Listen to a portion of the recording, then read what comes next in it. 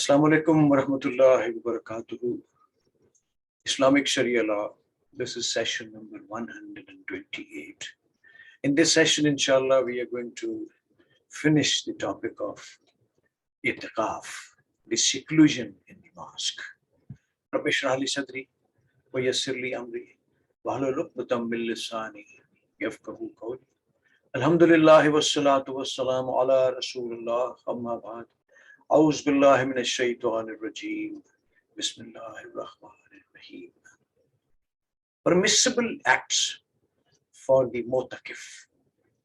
The following acts are permissible for one who is making i'tikaf. 1. The person may leave his place of i'tikaf for bid farewell to his wife. Safiyyah reported, the Prophet was performing i'tikaf and I went to visit him during the night. I talked to him and then I got up to go. He got up with me and accompanied me to my house. Our residence was in the house of Usama ibn Zayd. Two men of Ansar passed by them and then they say they saw the Prophet. They quickened their pace. The Prophet said, "Hold on, she is Safiyyah bint Hayya." They said, "Glory be to Allah, O Messenger of Allah. We did not have any doubt about you." The Prophet, upon whom be peace, said, "Sultan flows, satin flows in the person like blood." I feared that he might have whispered some slander into your heart. This is related by Al-Bukhari, Muslim, and Abu Dawud. 2. Combining and cutting, combing and cutting one's hair, clipping one's nails, cleaning one's body, wearing nice clothes, or wearing perfume are all permissible. Aisha reported the Prophet was performing i'tikaf and he would put his head out through the opening of my room and I would clean or comb in one narration his hair. I was menstruating at the time and this is related by Al-Bukhari, Muslim, and Abu Dawud. 3. The person may go out for some need that he must perform. Aisha reported when the Prophet performed i'tikaf, he brought his head close to me so I could comb his hair and he would not enter the house except to fulfill the needs a person has. This is related by Al-Bukhari, Muslim, and others. Ibn al-Munzir says the scholars agree that the one who performs i'tikaf may leave the mosque in order to answer the call of nature, or this is something for this something that is personally must perform, that he personally must perform, and he cannot do it in the mosque. Also, if he needs to eat or drink and there is no one to bring him his food, he may leave to get it. If one needs to vomit, he may leave the mosque to do so. For anything that he must do but cannot do in the mosque, he can leave it. And such acts will not void his i'tikaf even if they take a long time. Examples of these types of acts would include washing oneself from sexual defilement and cleaning his body or clothes from impurities. Syed ibn Mansur records that Ali said, if a person is performing i'tikaf, he is to attend the Friday congregation prayer. He must, at funerals, visit the ill, and he must be present at funerals, visit the ill, and go to see his family about matters that are necessary, but he is to remain standing while visiting them. Ali helped his nephew by giving him 700 dirhams to buy a servant, and the nephew said, "I am performing i'tikaf."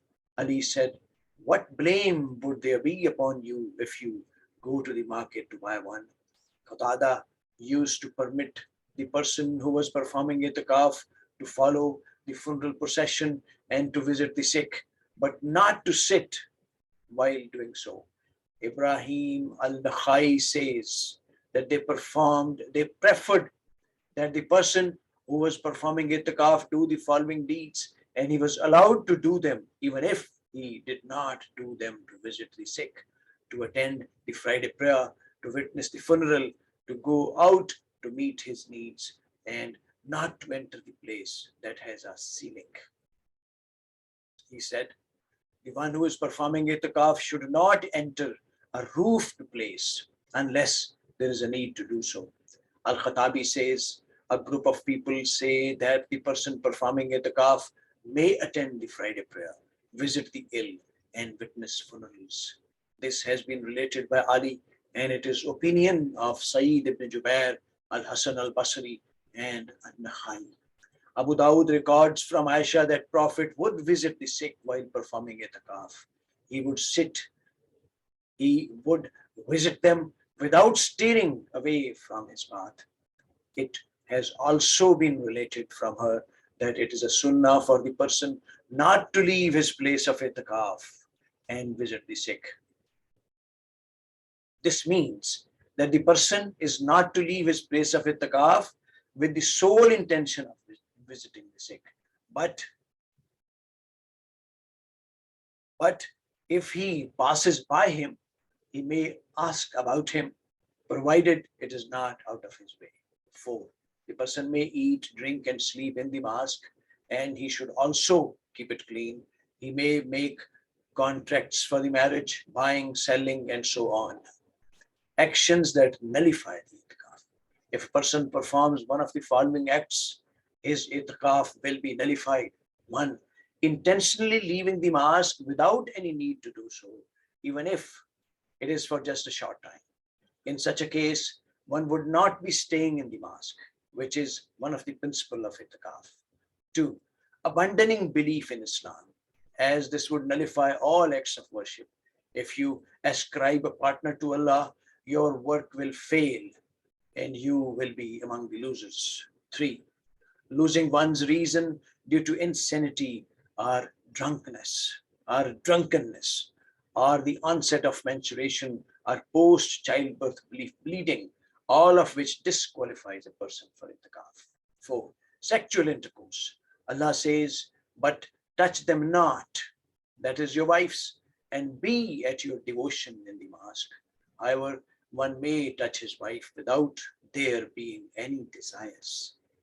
One of the Prophet's wife would comb his hair while he was performing itikaf. As for kissing and touching due to the desire, Abu Hanifa and Ahmad say that it is not desirable, for it leads to something that is forbidden for the one performing itikaf. However, it does not nullify it unless one ejaculates. Malik says that it nullifies the itikaf, for it is an illegal touch, regardless of whether the person involved ejaculates or not. From a Shafi, there are 2 reports that correspond to the 2 preceding opinions. Ibn Rashid explains that the reason for their difference of opinion is the fact that if a word has more than one meaning, one being literal and the other figurative, does the word apply at one time to all of them or not? This is one of the types of the words that have more than one meaning. Those who say that it carries both meanings interpret touch in the ayah and touch them not and be your devotions in the mosque in the unrestricted sense, that is, covering both sexual intercourse and also actions of touching that are less than that. Those who do not say it carries all of its meanings, and they are the majority, say that the ayah points to sexual intercourse or to touching that is less than intercourse.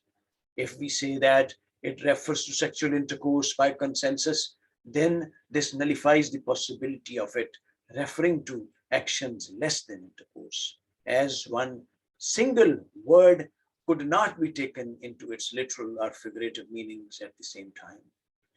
Those who say that what is less than sexual intercourse is included say so because it falls under the literal meaning of the verse. Those who differ do not take the word in its literal and figurative meaning at the same time. Making up itikaf. If an individual intends to perform a voluntary itikaf and then ends it before he completes it, he should make up the itikaf later. Some say that it is obligatory to do so. Writing on the subject, At-Tirmidhi says there is a difference of opinion about a person who ends his itikaf before his intended time has expired. Malik holds if he ends his itikaf early, it is obligatory upon him to make it up. He uses as proof the hadith which states that when the Prophet abandoned his itikaf, he made it up during the following month of Shawwal. Ash-Shafi states if he did not vow to perform itikaf or he did not make it obligatory upon himself, then he left it early. He does not have to make it up unless he chooses to do so. He continues, one does not have to undertake this act. If he did and then left it, he need not make it up since it was voluntary, except for the cause of Hajj and Umrah. Notwithstanding this, the Imams agree that if one makes a vow to perform itikaf for a day or a number of days and then voids his itikaf, it is obligatory upon him to make it up whenever he can. If he dies before he makes it up, then no one is obliged to make it up on his behalf. On the other hand, Ahmad argues it is obligatory on his inheritors to make it up on his behalf. Abdul Razak related from Abdul Karim ibn Umayyah, who said that he heard Abdullah ibn Utbah say, our mother died while she still had some itikaf to perform. I asked Ibn Abbas and he said, perform itikaf on her behalf and fast. Syed ibn Mansur recorded that Aisha performed itikaf on behalf of her brother after his death.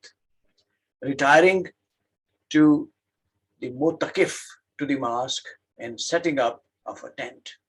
Ibn Majah recorded from Ibn Umar that the Prophet made itikaf during the last 10 days of Ramadan. Nafi reported, Ibn Umar showed me the place where the Prophet would perform his itikaf. He also reported that when the Prophet performed itikaf, he would spread out his bed during the repentance pole, that is the pole that a companion had tied himself to unless Allah accepted his repentance. Abu Sa'id reported that Prophet performed itikaf under a Turkish tent which had something over its openings, making a vow to perform itikaf in a specific mosque. If someone makes a vow to perform itikaf in the Masjid al-Haram in Makkah, the Prophet Mosque in Medina, or in the Aqsa Mosque in Jerusalem, he is to fulfill his vow, as the Prophet said. One should not undertake journeys except to 3 mosques, the Masjid al-Haram, the Aqsa Mosque, or this mosque. If someone vow to perform itikaf in another mosque, it is not obligatory on him to fulfill it, and he may perform that itikaf in any mosque, for Allah did not specify any particular place for it. His worship, and there is no superiority of one mosque over another, with the exception of the 3 mosques mentioned earlier. It has been confirmed that the Prophet said, a prayer in my mosque is superior to 1,000 prayers in any other mosque, but the Masjid al-Haram, a prayer in that mosque is superior to a prayer in my mosque by 1,000 prayers. Thus, if someone makes a vow to perform itikaf in the Prophet's mosque, he may fulfill it in the Masjid al-Haram, since that one is superior to the Prophet mosques. Prophet Mosque. Ladies and gentlemen, here this topic of itikaf, the seclusion in a mosque ends. Let's all together very remorsefully and repentfully pray from Allah subhanahu wa ta'ala that He grants us sincere intention and resolve to learn commandments of Holy Quran, Siratul Nabi, Hadith and Sunnah sallallahu alayhi wa sallam. May He grant us wisdom, courage and strength to pass this benevolent knowledge to others and apply it on our societies, countries and world as a whole in letter and spirit and pursuit. May Allah subhanahu wa ta'ala be our best guide and protector, and may He bestow upon us what is best suited for all of us. Ladies and gentlemen, please take care of yourselves, your kith and kins, and your environment as a whole. Inshallah, till next session. Allah Hafiz.